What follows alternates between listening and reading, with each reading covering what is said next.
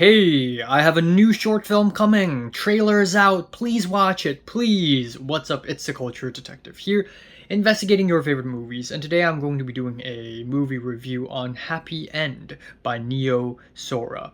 So, Happy End is a Japanese film released, premiered in Venice Film Festival all the way last year. So, that was like, 14 months ago.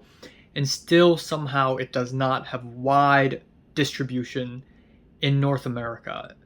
I think it's starting to get distribution in other parts in East Asia, but it's been a long time. It's been a long time since this film has been finished.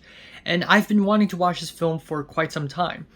Mainly because the trailer looked really good, but also because it's directed by Neo Sora. This is his first narrative feature film. The last film he made is a documentary called Opus, which is a documentary about Sakamoto Ryuichi. And guess why? It's because Neo Sora is Sakamoto Ryuichi's son, the son of a legend. So obviously he bears a lot of weight. But instead of being a musician, he decided to become a filmmaker. And it seems like Happy End is getting some applauses here and there. And so I was immediately hooked, and I tried to find a myriad of different ways to watch it, and I finally was able to watch it last night.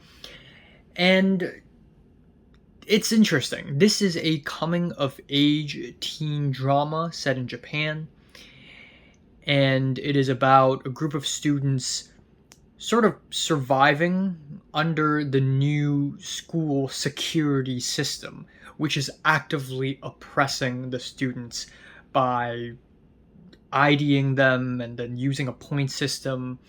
At the same time, it's also a hangout movie about a bunch of kids hanging out, making music, making techno music. So this film kind of stands somewhere between slice of life and also like a genuine political drama. But what makes this film so interesting for me is that this film feels like a combination of so many things. And because of how combined it is, it ends up feeling really interesting. This film has a very interesting vibe. Even though Neo Sora is Japanese and is born to legendary Japanese musician, he is born in New York, and he's very much influenced by a lot of American cinema and non-Japanese cinema in the first place. But easily the biggest influence of this film, he doesn't even try to hide it, Edward Yang. Of course, when we talk about Edward Yang, we talk about Yi. A lot of the shots, a lot of the long takes and still shots and wides have the same comfort, have the same softness, have the same spaciness, yet personality as Yi. But of course, his even bigger influence is Edward Yang's A Brighter Summer Day. And when we talk about modern Japanese films, I think one of the biggest problems in contemporary Japanese films is that it feels very clean and sterile, and a lot of people call this Uniqlo core. A lot of anime live action films, for instance, have no energy or have little energy and color because it ends up feeling really clean and spotless and maybe too melodramatic. The performances are a little bit too they're just performed in such a way that feels so safe, that really gives a lot of 2010s Japanese film a very bad vibe, a very unoriginal, uninspired vibe. And an example would be, A Pale View of Hills, which recently came out in Cannes. This is a very bad example, but Hamaguchi Ryusuke, even though he's one of the best directors working right now, his films are very much part of this clean, sterile, Uniqlo core kind of feel. But what makes Hamaguchi different from all the other directors is that Hamaguchi has really great storytelling, and he has perfect reasoning for using clean, sterile cinematography and style. But a lot of 2010s films just feel this way. But I think Neo Sora in Happy End takes this Uniqlo core style and adds a very interesting spin to it. He doesn't avoid this clean style Instead, he adds a little bit of spice to every single shot. Maybe the shot lingers on for a little too long for it to feel aesthetically intentional. Maybe there's an interesting sense of humor, or maybe it's music, maybe it's the emotional undertone of a scene, but there's always something adding interest to just a regular, clean, white looking shot. And I find that really interesting. Very clean digital cinematography. It really commits to the digital feel of a scene, and I feel like not enough filmmakers nowadays commit to the digital, especially nowadays when a lot of people are romanticizing film again. Now, yes, Japanese coming of age dramas, we've watched tons of them.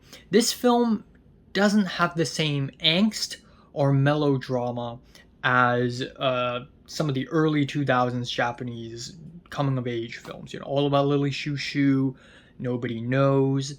So automatically this feels un-Japanese. Yet at the same time, it's so culturally attached to Japanese Gen Z experience. Now, okay, I have to declare I'm not Japanese, obviously, so I wouldn't know. But there's something so topical about each conversation. They're so natural.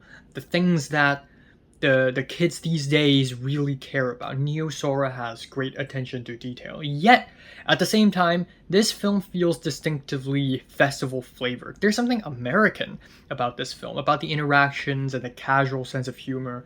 It very much reminds me of some of the spacier Sean Baker films, like the Florida Project. Even recent films like Sing Sing, May December, also has this kind of casualness to it, even though the film at large is very serious. And what I also like is Neo Sora's anti-fascist stance. This is not your average coming-of-age, hangout, nostalgia bait movie. There's a strong anti-fascist sentiment in the film. It uses the school as a microcosm of society when the kids rebel against the principal for installing a security system. We see society kind of forming together, the power dynamics between the principal and the students, and sort of them working it out, and how that changes everyone around them and the school itself. It's very interesting. This is also a very diverse film.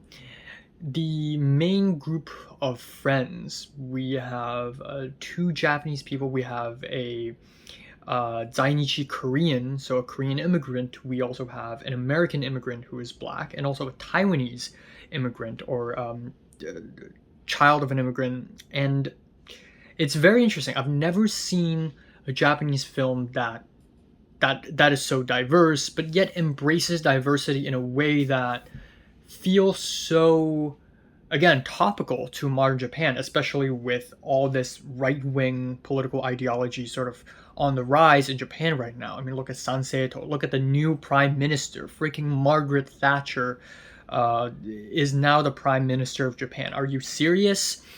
But it's so grounded. It doesn't feel like diversity to illustrate a point, but it feels like it's trying to capture the moment of Tokyo right now. The score is amazing. I mean, obviously, of course the score is amazing. That is a given.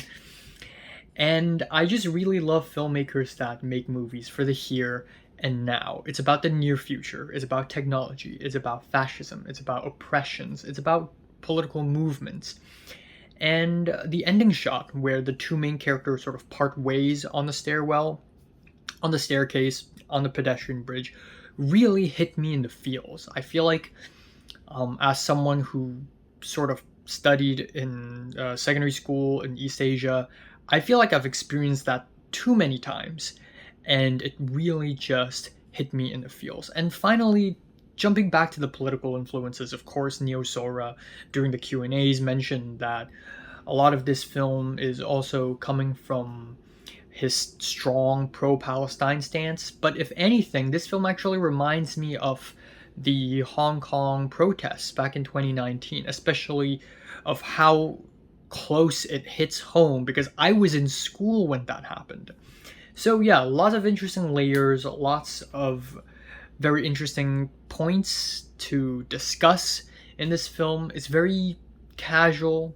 It's a soft film, yet it's sharp in what it's trying to say.